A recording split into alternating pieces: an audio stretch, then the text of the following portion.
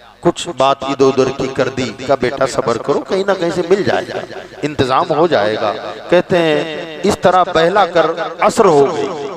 असर जब हुई फिर मेरे बेटे ने मुझसे खाना तलब किया कि माँ भूख आज बहुत लग रही है, पता नहीं क्या बात है, माँ मुझे खाना कहीं से थोड़ा सा मिल जाए। तो माँ कहती है कि मैंने और पहलाने के लिए बर्तन में पानी डाला और उसे चूल्हे पर रखकर ढक दिया, नीचे आग लगा दी। मैंने कहा बेटा खाना पकते ही मैं तुझे दे दूंगी। फिर करार आ गया, इत्मीनान से बैठे रहे। फरमाते हैं धीरे धीरे मगरिब का वक्त हुआ। मगरिब के बाद फिर मुझसे खाना मांगा तो मैंने कहा बेटा पक रहा है ना, अभी थोड़ी देर लगेगी। कहते हैं उसमें कुछ नहीं था, खाली पानी डला हुआ था और पानी उबल रहा था, यहाँ तक कि ईशा की नमाज हो गई। उसके बाद मेरे बेटे ने कहा माँ खाना नहीं दोगी, इतनी देर लगती है पकने में? तो कहा बेटा थोड़ी कसर बाकी है, थोड़ी देर में पक जाएगा। मगर उसी हालत में हजरत साबिर पाक बर्तन के पास पहुंचे, चूल्हे के पास, और हांडी से बर्तन हटाया। कहा माँ पक तो गया है, माँ खाना पक तो गया, कब खिलाएगी? मैंने कहा बेटा क्या पका? कहा चावल है, चावल से भरी हुई हांडियां पक गए। कहते हैं मैं तड़प गई और जब जाके मैंने देखा, कहते खुदा की कसम चावल का दाना भी अंदर नहीं था। मगर जब साबिर ने उसे खोला मैंने देखा तो पूरी हांडी चावल से भरी हुई है। माँ बेटे ने अल्लाह का शुक्र अदा किया, कुछ खाना हमने तनाउल फरमाया। अलीमुल्ला अब्दाल उनके वालिद की खिदमत में मामूर थे। अब भी हजरत साबिर पाक के यहाँ इनका आना जाना था। उनसे ये सारी बात उनके वालिदा ने बताई तो उन्होंने कहा कि माई ये तो अल्लाह ने साबिर की करामत जाहिर फरमा दी है, यह अलाउद्दीन अली अहमद की ये करामत है। लिहाजा कुछ खाना बचा हुआ था तो कुछ और फुकरा को भी खिला दिया, महल्ले में तकसीम कर दिया गया। यहाँ तक कि इब्तिदाई तालीम का दौर शुरू हुआ। वालिदा ने खुद तालीम उन्हें देना शुरू की इब्तिदाई तौर पर। मगर फिर एक वक्त आया कि माँ जितना पढ़ा सकती थी लिखा सकती थी उतना पढ़ाया। नाजरा कुरान बहुत कम उम्र में इन्होंने पूरा कर लिया था। उसके बाद अरबी फारसी भी वालिदा ने पढ़ाया। अब जरिए माश कुछ नहीं था सिवाय चरखा काटने और धागा बनाने के। इनके दिल में ख्याल आया कि बच्चे को आला तालीम भी दिलाना है। ये हमारे आपके लिए तवज्जो तलब बात है। अल्लाह हमको आपको समझ की तौफीक भी अता फरमाए और अमल की भी तौफीक अता फरमाए। यतीम बच्चा है, माँ बेवा है, कारोबार कुछ नहीं है, फाके पर फाके गुजर रहे हैं, मगर माँ ने तालीम में एक दिन भी नागा नहीं किया। फाका खाने में गैप होता गया, सबक पढ़ाने में कभी भी गैप नहीं फरमाया, तसलसल के साथ पढ़ाती रही। इतनी गुर्बत में भी आला तालीम का तसव्वुर है कि आला तालीम उस जमाने में आला तालीम के लिए मशहूर जमाना एक खानका थी। वो खानका थी पाकपतन की। हजरत सैयदना बाबा फरीदुद्दीन गंज शकर, और ये जात वो हैं जो हजरत साबिर पाक के सगे मामा हैं और हजरत सैयदा हाजरा रज़ी अल्लाह ताला अन्हा के सगे छोटे भाई। भाई बहनों में सबसे बड़ी बहन यही थी और इसी वजह से दूसरे भाई बहनों पर इनका थोड़ा रोब भी था क्योंकि बड़ी सबसे थी। इन्होंने अली मुल्ला अब्दाल से मशवरा किया, मैं चाहती हूँ कि मेरे भाई के पास फरीदुद्दीन गंज शकर के यहाँ इस बच्चे को तालीम और तरबियत के लिए छोड़ दिया जाए। वहाँ तालीम भी होगी, तरबियत भी होगी और मेरे यहाँ जो फाके होते हैं उससे भी बच्चा बच जाएगा। कमजोर थे बहुत ज्यादा। उन्होंने कहा ठीक है। अब ये 3 लोगों पर मुश्तमिल काफिला पाकपतन आया। भाई ने बहन को देखा, भांजे को देखा, तबीयत बाग बाग हो गई, खुशियों से उछल गए, बच्चे को सीने से लगाया। माँ ने कहा कि भाई तुम जानते हो कि मैंने इस यतीम बच्चे को अब तक तो परवरिश की है और जितना मुझसे हो सका मैंने तालीम भी इसे दी है, अब आगे का काम आपका है। कहा बहन मेरे यहाँ छोड़ जाओ, इंशाअल्लाह मैं जाहिरी और बातिनी उलूम से इस बच्चे को भरपूर करके रख दूंगा। मुकम्मल तौर पर ज़ाहिरी और बातिनी उलूम से इस बच्चे को आरास्ता कर दूंगा। माँ कुछ दिन क़याम किया और फिर जब जाने लगी बच्चे को छोड़कर तो कहा कि तालीम और तरबियत तो इसकी आपको करनी ही है, मगर मेरा बेटा वो है जो कभी मुँह से खाना मांगता नहीं है, माँ से भी नहीं मांगता, तो आप तो मामू हैं और आप जाहिर बात है आपसे भी भला क्या, आपकी तो खानका है, हजारों मुरीदीन है, तो किसी और से मांगने का तो सवाल ही पैदा नहीं होता। खास इसका ख्याल रखना कि खाना ये मांगता नहीं है, कहीं ऐसा ना हो कि तुम अपने कामों में मसरूफ रहो और मेरा बेटा कहीं भूखा न रह जाए। घर पे तो फाके होते थे और यहाँ भी फाके होने लग जाए। बहन से भाई ने कहा कि बहन अगर तुम्हें यह खदशा है तो मांगने का सिलसिला ही हम खत्म करवा देते हैं। कहा वो कैसे? कहा लंगर की सारी जिम्मेदारी तेरे बेटे को देता हूँ कि ये लंगर ही इसके हवाले है, क्या पकाना है, कितना बनाना है, किसे कितना बांटना है, सारी जिम्मेदारी इस बच्चे के हवाले करता हूँ। 11-12 साल के ऊपर उस वक्त हजरत की थी। अब मामला ये हुआ कि लंगर सुपुर्द कर दिया, माँ खुश हो गई और माँ वहां से लौटकर हिरात की तरफ चली गई पाकपटन से। अब बच्चा रोजाना लंगर का की खिदमत भी अंजाम देता, गुरबा, फुकरा, यतीम और मसाकीन और बेवा औरतों में और फकीरों में वो खाना तकसीम होता था। रोजाना का मामूल ये बना हुआ था कि नमाज फजर अदा फरमाते जमात के साथ साबिर पाक, फिर हुजरे में चले जाते, जिक्र व अज़कार में मसरूफ रहते, इशराक की नमाज पढ़ते, इशराक के बाद कुछ देर के बाद चाश्त की नमाज अदा फरमाते और उठकर सीधे लंगर खाने में आते। तब तक खाना पक चुका होता, खाने वाले हाजिर होते, सबको खाना तकसीम फरमाते। खाना तकसीम फरमाने के बाद वहां से उठते और सीधे मामू जान की महफिल में चले जाते। वहां जो कुछ दर्स दिया जाता उसे समाअत करते। जोहर की नमाज होती, जोहर के बाद फिर दर्स की महफिल सज जाती, फिर दर्स हासिल करते। 3 साल तक दर्स हासिल किया। दर्स लिया बाबा फरीदुद्दीन गंजे शक्कर से। हजरत बाबा फरीदुद्दीन गंजे शक्कर फरमाते हैं कि मेरा भांजा साबिर अलाउद्दीन अली, अभी साबिर नाम नहीं पड़ा था, अली अहमद ही से मशहूर थे, का अली अहमद इतना ज़हीन है कि मेरे पास जितने तलबा ने पढ़ा है, जितना इल्म वो 6 और 7 साल में पाते हैं, मेरे भांजे ने 3 ही साल में उतना इल्म हासिल कर लिया है। उसके बाद हुजरे में चले जाते, हर नमाज जमाअत के साथ अदा फरमाते, बाद नमाज मगरिब लंगर खाने में तशरीफ लाते और लंगर तकसीम फरमाते। ये सिलसिला चलता रहा हत्ता के कुछ साल बाद हजरत बाबा फरीदुद्दीन गंजे शक्कर के एक बेटे हैं हजरत सैयदना अजीजुद्दीन रहमतुल्लाह अलैह। एक दिन इन्होंने पता नहीं क्या सूझी, लंगर खाने में आ गए और आकर के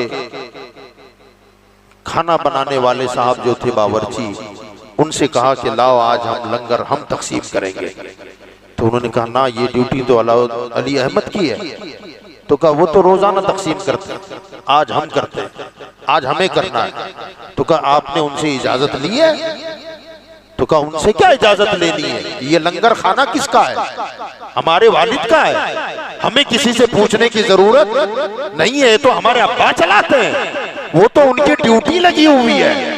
करना खुदा के लिए फिर भी इजाजत ले ले तो बेहतर है। का मुझे किसी की इजाजत की जरूरत नहीं है। उठा करके इन्होंने लंगर तकसीम करना शुरू कर दिया। लंगर बंटने लगा।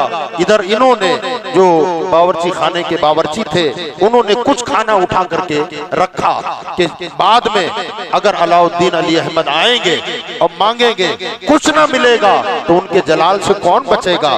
थोड़ा बहुत रखते हैं ताकि कम से कम इतना ही बांट दें तो जलाल में कमी आ जाएगी। मगर उन्होंने जब देखा कि कुछ खाना बचा के रखा हुआ है तो हजरत बाबा फरीद के साहबजादे ने कहा वो भी लाओ। जबरदस्ती लेकर के वो भी बांट दिया। जब लंगर का मुकर्ररा वक्त पर आना हुआ हजरत का, जैसे ही आए तो सारे बर्तन खाली हैं, खाने वाला कोई नहीं है। हजरत इधर उधर देख रहे हैं। अब वो बेचारा घबरा रहा है, डरा हुआ है। हजरत ने फरमाया कि लंगर, तो कहा वो तो बढ़ गया। कहा किसने बांटा? कहा अजीजुद्दीन शहजादे ने बांटा है। कहा अच्छा, कहा कुछ तो होगा। अली अहमद कहने लगे कुछ तो होगा, वो मुझे जल्दी दो। कैफियत बदलने लगी ना, कैफियत जलाली आने लगी। कहा कुछ तो होगा। कहा हुजूर कुछ नहीं है, कुछ नहीं बचा। फरमाया खाना कुछ नहीं बचा और वो मूजी बचा हुआ है। इधर मुंह से निकला कि मूजी अभी बचा हुआ है, खाना नहीं बचा, और उधर उनकी रूह परवास कर गई। रूह इधर निकल गई, बच्चा बेजान होके जमीन पर पड़ा हुआ, कोहराम मच गया पूरी खानकाह में। हजरत बाबा फरीद के पास खुदाम आए, कहा हुजूर अजीजुद्दीन का इंतकाल हो गया। कहा क्या हुआ, कैसे हो गया? सारी कैफियत जब बताई गई तो हजरत ने फरमाया कदम बाहर निकाल दिया। उसने अली अहमद को समझा क्या था, वो क्या जाने कि अली अहमद क्या है। जब हद से तजावुज कर गया तो सजा भुगतनी पड़ी। अब क्या कर सकते हैं, तजीज़ो तकफीन हो गई। बहरहाल मजीद कुछ सालों के बाद वालदा दूसरी मर्तबा आई, भाई से मुलाकात किया, फिर पूछा कि मेरा बेटा कैसा है। तो कहा अल्हम्दुलिल्लाह तालीम में उसकी मुकम्मल हो गई, तरबियत भी बेहतरीन हुई अल्हम्दुलिल्लाह। का भाई कई साल के बाद आई हूँ, मैं अपने बेटे से मिलना चाहती हूँ। हुजरे में तशरीफ रखते, खादिम को भेजा, कहा अली अहमद को बुलाओ। अली अहमद साहब जब निकले तो गोया हड्डियों से चमड़ी लगी हुई है, इतने लागर, इतने कमजोर, आंखें धसी हुई हैं, गाल चिपके हुए हैं। माँ ने जब देखा तो कहा भाई क्या किया तुमने, इसकी हालत तो देखो, खाना इसे खिलाया कि नहीं, मैं तो ताकीद करके गई थी। तो हजरत बाबा फरीद ने कहा बहन तुम तो जानती हो, तुमने कहा था कि बहुत शर्मीला है, खाना नहीं मांगेगा, माँ से नहीं मांगता किसी और से क्या मांगेगा। तो मैंने तो मांगने का मसला ही खत्म कर दिया था ना, लंगर ही इसके हवाले कर दिया था। अब पता नहीं इसने ऐसा क्यों किया। कहा बेटा, करीब बुलाया बाबा फरीद ने और कहा बेटा तुम खाना नहीं खाते, लंगर तुम्हारे हवाले है। अपने पीरो मुर्शिद से कहने लगे हुजूर वाला लंगर मेरे हवाले किया था, सराहत के साथ कभी खाने का नहीं कहा था आपने, खाने के बारे में नहीं कहा, लंगर तकसीम का कहा था। और जो आपने हुक्म दिया मैंने जर्रा बराबर भी उसमें कभी कमी पेशी होने नहीं दी। मगर सराहत के साथ आपने ये कब कहा था कि अली अहमद तुझे खाना भी है? का जब शेख का हुक्म नहीं है मैं क्या हो सकता, मैं ये कैसे हो सकता है कि मैं उस लंगर से एक दाना भी खाऊं। 12 साल का अरसा बीता, लंगर का एक दाना भी मैंने अपने मुंह में नहीं डाला है। उस दिन बाबा फरीद पर वो कैफियत तारी हुई कि आप खड़े हो गए और फरमाया अल्हम्दुलिल्लाह मेरा भांजा अली अहमद खाली अली अहमद नहीं, वो तो साबिर है। बस उस दिन से अलाउद्दीन अली अहमद साबिर ये लक़ब हजरत का हो गया। दुनिया में इस नाम से ऐसी शोहरत मिली, ऐसी शोहरत मिली कि साबिर कह दो तो सबकी निगाह कलियर की तरफ जाती है, जहन कलियर की तरफ जाता है कि 12 साल तक उस लंगर का एक दाना भी आपने हलक के नीचे नहीं उतारा। हजरत बाबा फरीदुद्दीन गंज शकर अलैहि रहमतु व रिज़वान ने काफी तरबियत फरमाई। फिर फरमाते हैं एक दिन ऐसा आया कि मैं आलमे रोया में ख्वाब में मैंने देखा कि मेरे शेख हजरत सैयदना कुतुबुद्दीन बख्तियार काकी तशरीफ लाए और आकर मुझसे कहा फरीदुद्दीन अली अहमद से मिलना है, चलो मुझे उससे मिलाओ। कब मैं अपने शेख के साथ गया, उस हुजरे को खोला, ख्वाब देख रहे हैं। फरमाते हैं कि मेरे शेख ने अली अहमद का हाथ पकड़ा और मुझसे कहा चलो। फिर हम लोग आलमे रोया में चलने लगे, चारों तरफ नूर ही नूर बरस रहा था। फरमाते हैं ऐसी जगह पर पहुंचे कि एक तख्त पर इमामुल अंबिया तशरीफ फरमा है, सहाबा मौजूद हैं, बड़े बड़े औलिया मौजूद हैं। फरमाते हैं कि अली अहमद को मेरे शेख कुतुबुद्दीन बख्तियार काकी ने उस तख्त के सामने रसूलुल्लाह के रूबरू ले जाके खड़ा कर दिया और कहा हुजूर निगाहे करम चाहता हूँ, सरकार तवज्जो चाहता हूँ। हुजूर सल्लल्लाहु अलैहि वसल्लम ने अली अहमद को करीब बुलाया, पुष्ट पर हाथ रखा, फरमाया हाजा वलीयुल्लाह, ये अल्लाह का वली है। फरमाते फिर सरकार ने फरमाया कुतुबुद्दीन तुम भी इसकी पुश्त पर हाथ रखकर गवाही दो, हाजा वलीउल्लाह। मेरे मुर्शिद ने उनके पीठ पे हाथ रखा और फिर कहा हाजा वलीउल्लाह। फिर हजरत ने मुझसे कहा फरीदुद्दीन तुम भी ऐलान करो। मैं आया और मैंने पुश्त पर हाथ रखा और मैंने कहा हाजा वलीउल्लाह। फरमाते हैं मेरी आंख खुल गई। तहज्जुद का वक्त था, तहज्जुद की नमाज अदा की, फजर का वक्त हुआ, फजर में लोग नमाज में आए। फिर फजर के बाद हजरत अली अहमद अपने हुजरे में गए तो मैं वो रात का ख्वाब सुनाने के लिए आने वाला था। तो क्या देखा, अली अहमद जिस हुजरे में तशरीफ फरमा है, अपने वक्त के बड़े बड़े अब्दाल, अख्ताब, औताद उस हुजरे में चारों तरफ से अली अहमद को घेरे हुए हैं और हर एक की जबान पर है हाजा वलीउल्लाह, हाजा वलीउल्लाह, हाजा वलीउल्लाह।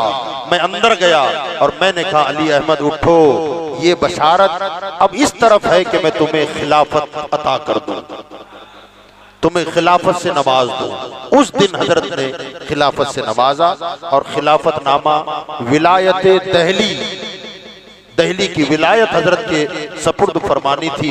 फरमाया विलायत नामा लिखवाया और हजरत बाबा फरीदुद्दीन गंज शकर के बिल्कुल दौरे अव्वलीन के एक खलीफा हैं हजरत सैयदना जमालुद्दीन हाशमी अलैहिर्रहमा।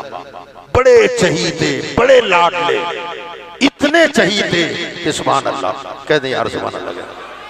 जमालुद्दीन नाम है इनका। इतने लाडले और इतने चहीते थे कि हजरत बाबा फरीदुद्दीन रहमतुल्लाह अलैह सिर्फ हजरत जमालुद्दीन हाशमी हांसी के रहने वाले थे, हांसी के, सिर्फ उनकी खातिर पाक पटन छोड़कर 10 साल हांसी में रहे, सिर्फ इसलिए कि जमालुद्दीन यहाँ रहता है। जरा सोचो पीर को मुरीद से कितनी मोहब्बत होगी। अब मोतमिद अलैह, और जाहिर बात है ये तो हमारा आपका मामला है कि हम जिसको चाहें पसंद कर लें, है ना, मगर वली हुस्नो जमाल नहीं देखते, वो फजलो कमाल देखते हैं, है ना, क्या खूबी है, क्या कमाल है। अब जाहिर बात है जब हजरत बाबा फरीद के चहीते हैं तो कोई तो कमाल होगा ना हजरत की जात में। हजरत सैयदना बहाउद्दीन ज़करिया मुल्तानी अलैहिर्रहमा, ये हजरत बाबा फरीद के दोस्तों में बड़े गहरे मरासिम इनके थे। किसी काम से कोई खत लेकर हजरत बाबा फरीदुद्दीन गंज शकर ने जमालुद्दीन हाशमी के हवाले किया खत और कहा इसे बहाउद्दीन ज़करिया मुल्तानी अलैहिर्रहमा के यहाँ पहुंचा दो। तो वो पाकपटन से निकले और हजरत बहाउद्दीन ज़करिया मुल्तानी अलैहिर्रहमा को अपने मुर्शिद खत दिया। उन्होंने पढ़ा, कुछ दिन इन्होंने यहाँ क़याम भी किया। तो हजरत ज़करिया मुल्तानी अलैहिर्रहमा ने जमालुद्दीन हाशमी को बड़े गौर से देखा, समझ लिया। उसके बाद आपने एक खत लिखा बाबा फरीद को, उसमें ये लिखा कि मौलाना फरीदुद्दीन, मेरी गुजारिश है कि मेरे जितने मुरीद हैं ना सब आप ले लो, खाली जमालुद्दीन मुझे दे दो बस। मेरे जितने हैं हजारों की तादाद में सब आपको देता हूं, मुझे सिर्फ जमालुद्दीन आप दे दे।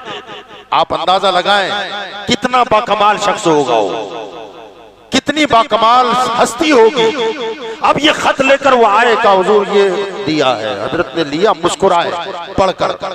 बाबा फरीदुद्दीन मुस्कुराए और मुस्कुराते हुए फरमाया अजीब कमाल करते हो यार आप भी, क्या आज तक किसी ने किसी को अपना जमाल भी दिया है? जमाल यहां बमाना खूबसूरती है, ये जो जुमला है फरमाया आज तक कभी किसी ने किसी को अपना जमाल भी दिया है कि आप मुझसे मेरा जमाल ही मांग रहे हो? ये कभी नहीं हो सकता कि मैं अपना जमाल किसी और को दे दूं। इतनी अजीम जात थी हजरत बाबा फरीदुद्दीन गंज शकर। जब भी किसी को खिलाफत देते थे तो खिलाफतनामा लिखवाते मगर मोहर लगवाते थे जमालुद्दीन हाशमी से। इतना एतमाद था। वो लिखवाया और फरमाया कि हांसी जाओ और जमालुद्दीन को दिखाओ, वो मोहर लगा दें तो वहां की खिलाफ विलायत आपके हवाले, वो इलाका आपके हवाले। ये पावर था उनको, ये इख्तियार था हजरत की तरफ से। मुनासिब समझो तो सिक्का लगा दे, मुनासिब ना समझो तो कैंसिल। जिसको उन्होंने कैंसिल किया, फिर बाबा फरीद भी कहते थे ना अब मैं नहीं कुछ कर सकता। हजरत अलाउद्दीन अली अहमद को विलायत नामा लिख के दिया दहली का, क्योंकि इन्होंने मांगा था मुझे दहली चाहिए, और कहा वहां जाके सिक्का लगवा ले। अब ये वहां पहुंचे, वहां जब गए तो मगरिब की अजान हो रही थी। खानका में गए, मुलाकात हुई और मस्जिद में आए, जमात के साथ नमाज अदा की। बाद नमाज मगरिब हुजरे में पहुंचे, कहा कि शेख मोहतरम ने खत दिया है, मेरे विलायत नामा है और इस पर मोहर लगानी है आपको।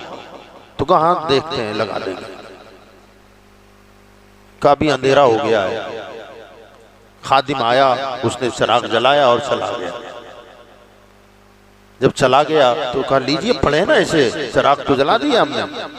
तो हजरत ने उसे खोला और पढ़ना चाहते थे, इतने में एक हवा तेज चली और चिराग बुझ गया। अब जैसे चिराग बुझा तो हजरत ने उसको लपेटा, कहा रहने दो ना, सुबह पढ़ते, सुबह पढ़ेंगे। तो हजरत ने उंगली पर फूंक मारी, अली अहमद ने उंगली पर फूंक मारी, वो रोशन हो गई।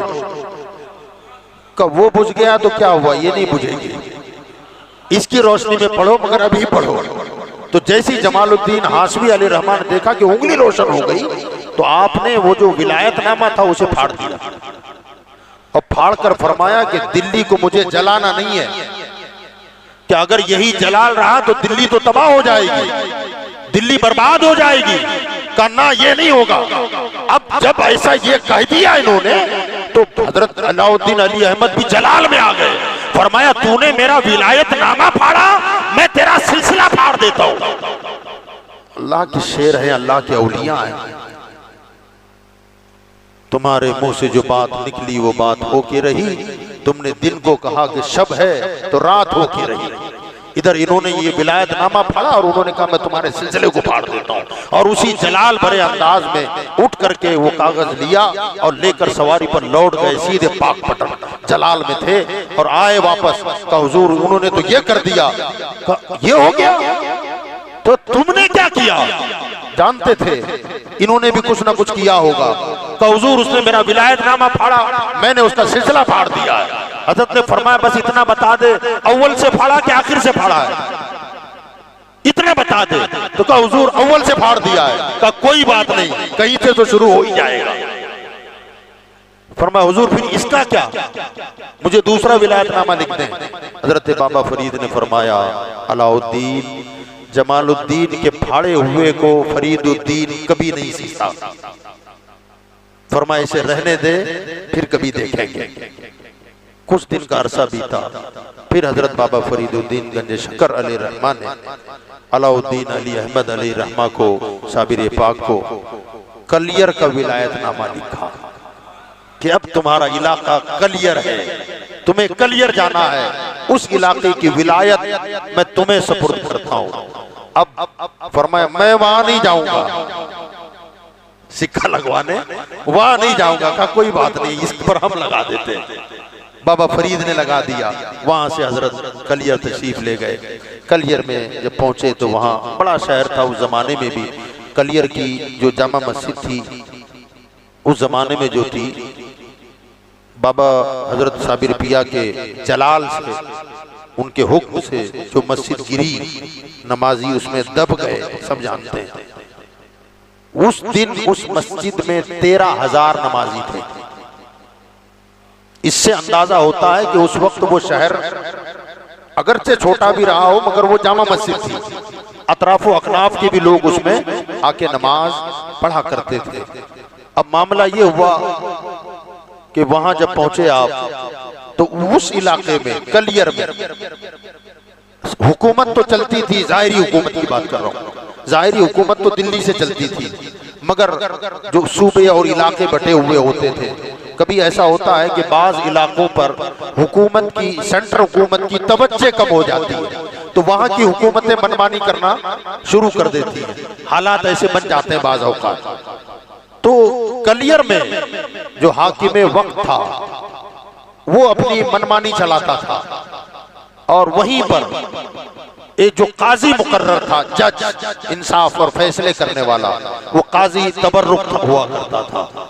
याद रखें, काजी तबर्रुक दुनियादार काजी था, और होता ये था कि आर्डर ये देता था और फैसले उधर से आते थे।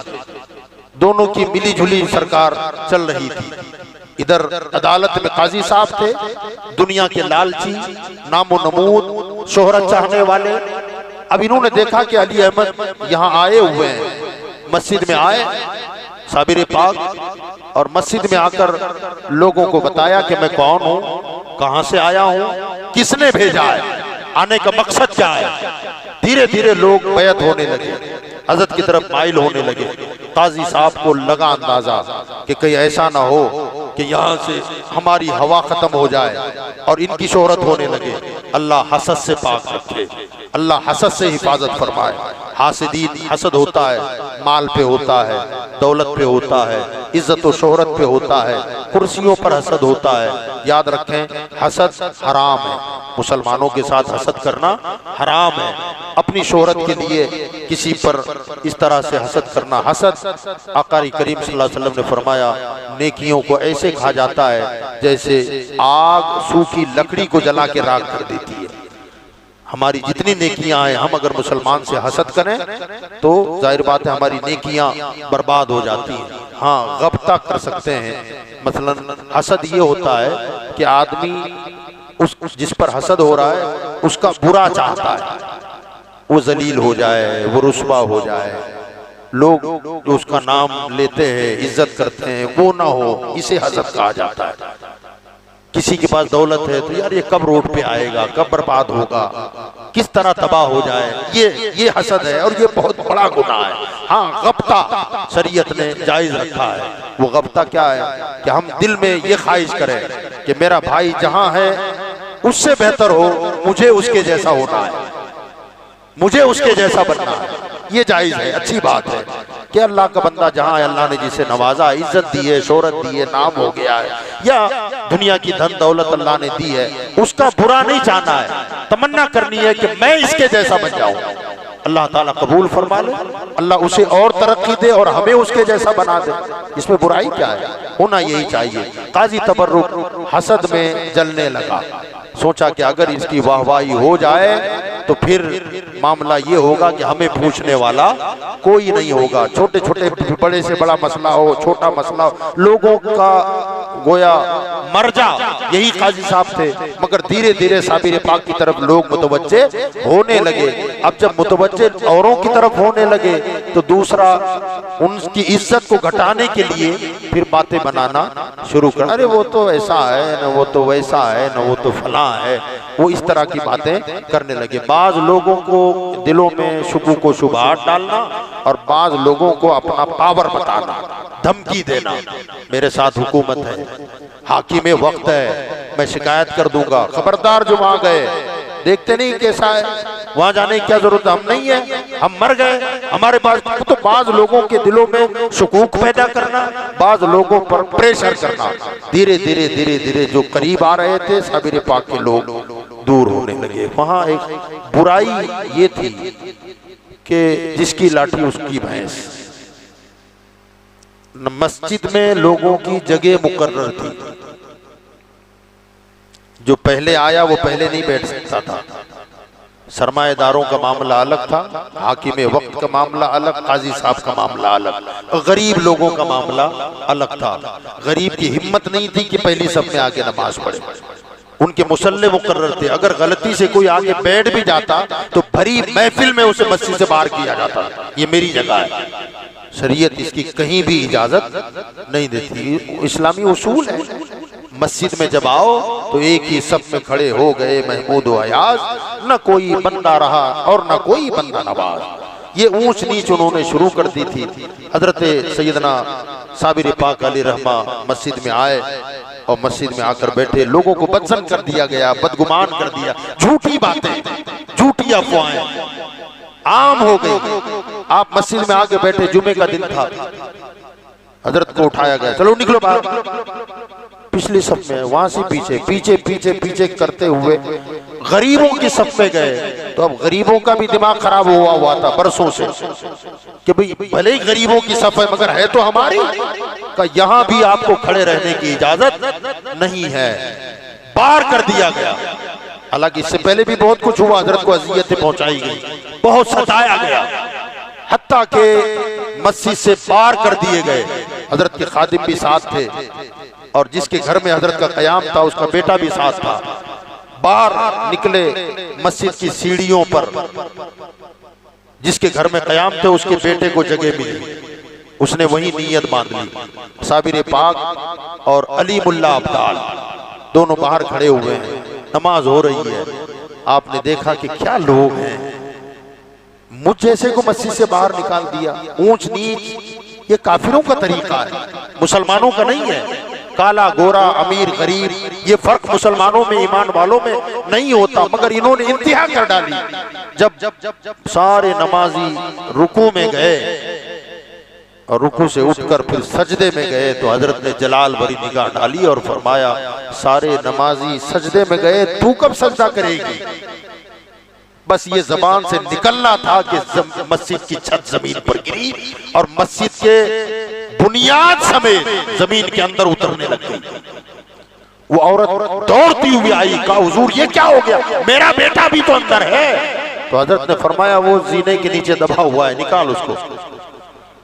तो वो बूढ़ी कहने लगी, हुजूर मैं कमजोर हूँ, वो पत्थर कैसे उठेगा, और पत्थर ही गिर गया तो क्या जिंदा भी होगा? तो हजरत ने अली मुल्ला अब्दाल से फरमाया आप निकालें। उन्होंने जैसे एक पत्थर हटाया तो वो अंदर से बाहर निकला, कहा ले तेरा बेटा। अब जलाली कैफियत हजरत पर तारी हुई और ऐसी जलाली कैफियत तारी हुई कि हजरत ने जो करीब चंद लोग थे उनसे कहा कि अब 12-12 मील करियर के आसपास भी मत नजर आना, कब अल्लाह के कहरो जलाल का वक्त आ गया है। इन्होंने इंतहा कर डाली है।